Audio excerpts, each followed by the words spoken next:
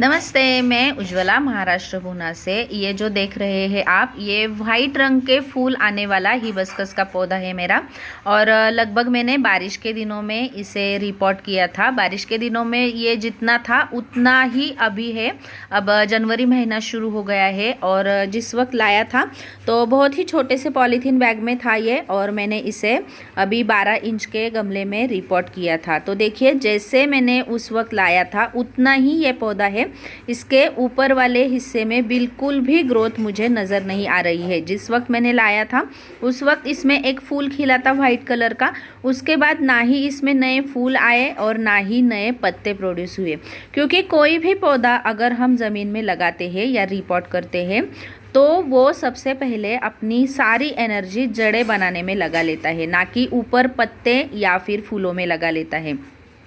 जब हम नर्सरी से पौधे लाते हैं तो बहुत ज़्यादा मात्रा में उसमें फूल वगैरह खिले रहते हैं, लेकिन जैसे ही हम घर पर लाते हैं या फिर रिपोर्ट करते हैं तो वो जो फूल होते हैं या फिर जो पत्ते होते हैं वो पीले पड़ के झड़ जाते हैं, गिर जाते हैं। अब देखिए, ये मैंने नया पौधा लाया है, इसमें भी बहुत सारी कलियाँ बनी हुई है, लेकिन जैसे घर लाते हैं तो उसे जगह बदलने का मतलब ट्रांसप्लांट का शौक लगा रहता है, और जब हम रिपोर्ट करते हैं तो उसे रिपोर्टिंग का शौक लगता है। तो जो पत्ते होते हैं या फिर जो फूल होते हैं वो सब गिर जाते हैं। नए पत्ते तो बिल्कुल भी जल्दी से प्रोड्यूस नहीं होते हैं, क्योंकि हर कोई पौधा जड़ें बनाने में एनर्जी लगा लेता है। ऊपर तो हरा भरा दिखता है लेकिन कोई ग्रोथ नहीं दिखती है। अगर आपने कोई पौधा लगाया है और ऊपर से तो हरा दिख रहा है, पत्ते वगैरह सब वैसे के वैसे है, लेकिन ग्रोथ नहीं दिख रही है, तो घबराइएगा मत। पौधा नीचे अपनी जड़ें बनाने में व्यस्त है। अब देखिए, ये 2 पत्ते सिर्फ मेरे 6 महीने में दिख रहे हैं मुझे। इसका मतलब इसका जड़ें बनाने का काम काफ़ी हद तक हो गया है, क्योंकि ये बिल्कुल 1 फुट का पौधा है और 12 इंच के गमले में लगा है। तो जब तक ये 12 इंच के गमले में इसकी जड़ें पूरी तरह से फैल नहीं जाती तब तक ये ऊपर से ग्रोथ नहीं दिखाएगा।